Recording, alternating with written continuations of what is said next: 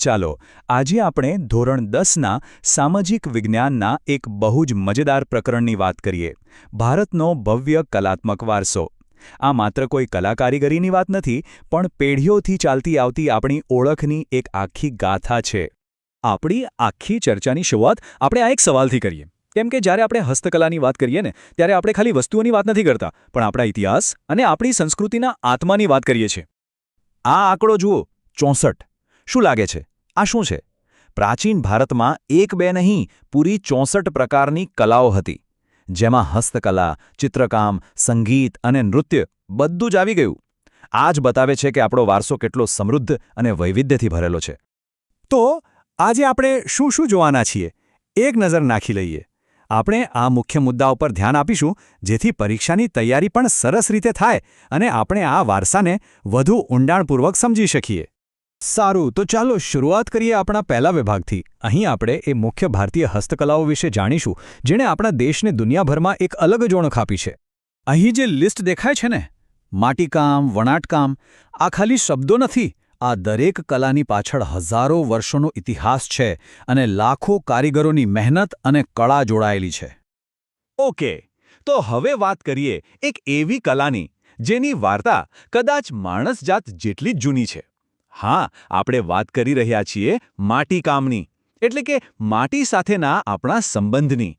જરાક વિચારો તો એ સમયે જ્યારે કોઈ ધાતુ નહોતી ત્યારે જીવન કેવું હશે સાચું કહું તો લગભગ બધું જ માટીનું બનેલું હતું વ્યક્તિના જન્મથી લઈને મૃત્યુ સુધી આપણી આખી સફર માટી સાથે અતૂટ રીતે જોડાયેલી હતી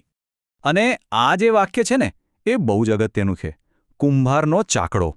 એ ખાલી એક સાધન નહોતું એને તો ભારતનું પહેલું મશીન કહી શકાય એક એવી શોધ જેણે આખી કારીગરીની દુનિયા જ બદલી નાખી અને જુઓ માટી આપણા રોજિંદા જીવનમાં કેવી રીતે વણાઈ ગઈ હતી નાના બાળકોના રમકડાથી લઈને રસોડાના વાસણો દીવાઓ અને હા નવરાત્રિનો આપણો ગરબો પણ હજી પણ આપણા ઘરોમાં ક્યાંક ને ક્યાંક માટીનો ઘડો કે દીવો તો હોય જ છે ખરું ને આ બધું એ જ હજારો વર્ષ જૂની પરંપરાનો જીવંત પુરાવો છે હવે પરીક્ષા માટે એક ખાસ શબ્દ ટેરાકોટા યાદ રાખજો આનો સીધો સાદો અર્થ છે પકવેલી માટી કાચી માટીમાંથી વાસણ બનાવી એને ભઠ્ઠીમાં બરાબર પકવવામાં આવે જેથી એકદમ મજબૂત અને ટકાઉ બની જાય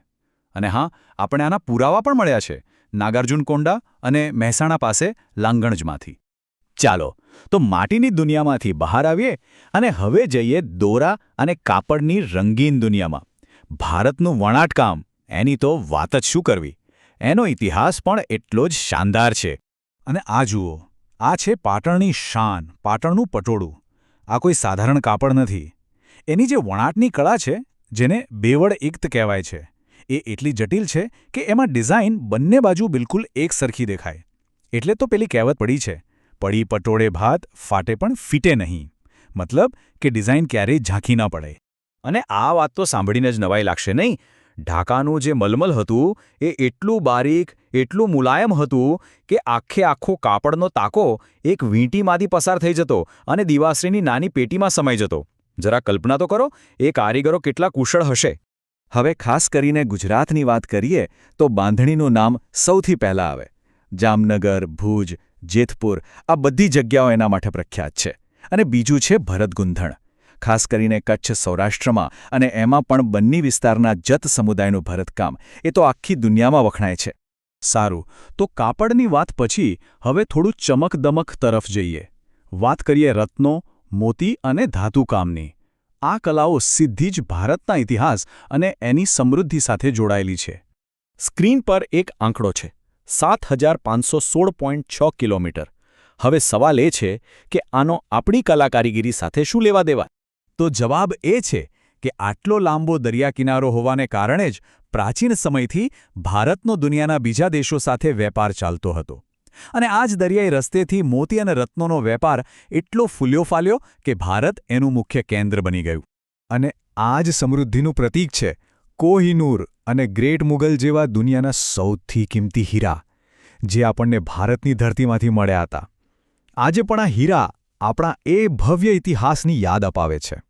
અને હવે વાત કરીએ મીના કારીગરીની. આ એક એવી કલા છે જેમાં સોના ચાંદીના ઘરેણાં પર લાલ, લીલા, વાદળી જેવા ચટક રંગોથી નકશીકામ કરવામાં આવે છે. જાણે ઘરેણાં પર રંગોની કવિતા લખી હોય.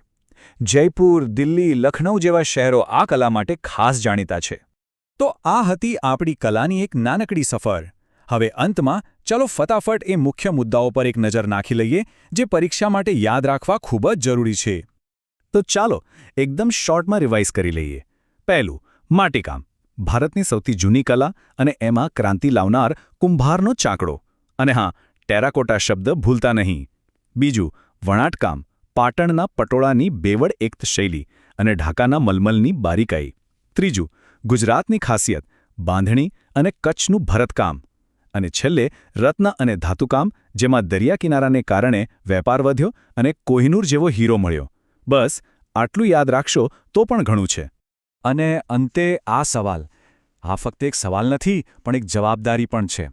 આપણી આસપાસ જે કારીગરો છે એમની કલાને માન આપીએ, સ્થાનિક વસ્તુઓ ખરીદીએ, તો જ આપણે આ અમૂલ્ય વારસાને આવનારી પેઢીઓ માટે જીવંત રાખી શકીશું. કારણ કે આ વારસો હવે આપણા સૌના હાથમાં છે.